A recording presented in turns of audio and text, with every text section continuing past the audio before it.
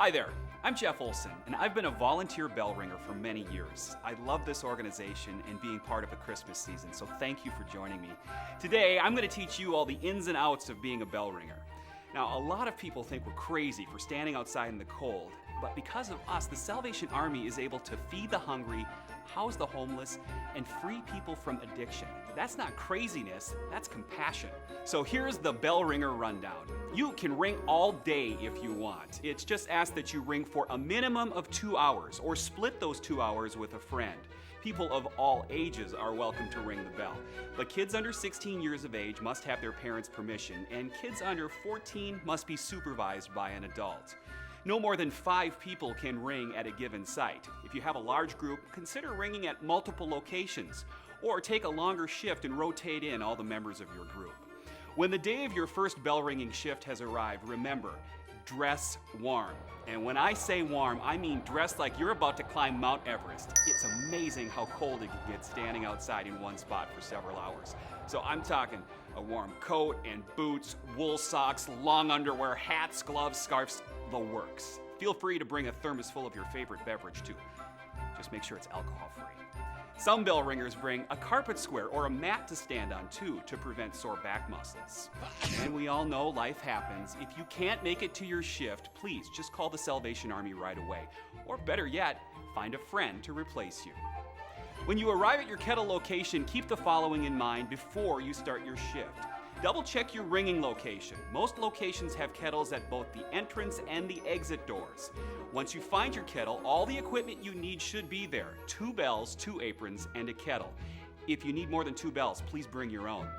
If your shift is the first of the day, the kettle equipment may arrive a few minutes later depending on weather and traffic, so please be patient. I assure you it's coming.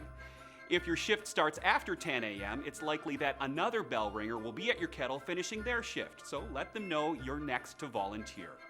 The store wants to provide their customers with the best shopping experience possible. You and the Salvation Army are part of that experience.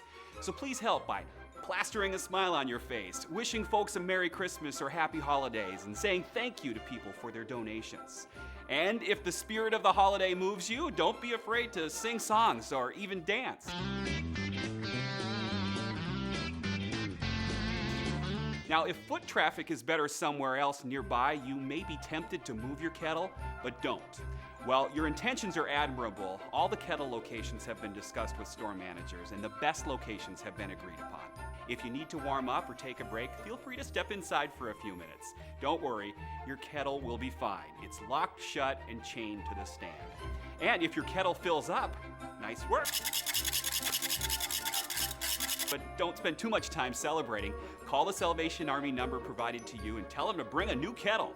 But keep in mind that kettles often seem fuller than they actually are. As people continue giving money, tell them to push their bills into that kettle firmly. If you have any problems whatsoever, call immediately. It's a good idea to program the Salvation Army's number into your phone so you have it. Some volunteers make bell ringing a little bit more special with instruments, music, and props, but there are some simple do's and don'ts. Musical instruments are a great way to attract attention to your kettle and bring in more donations.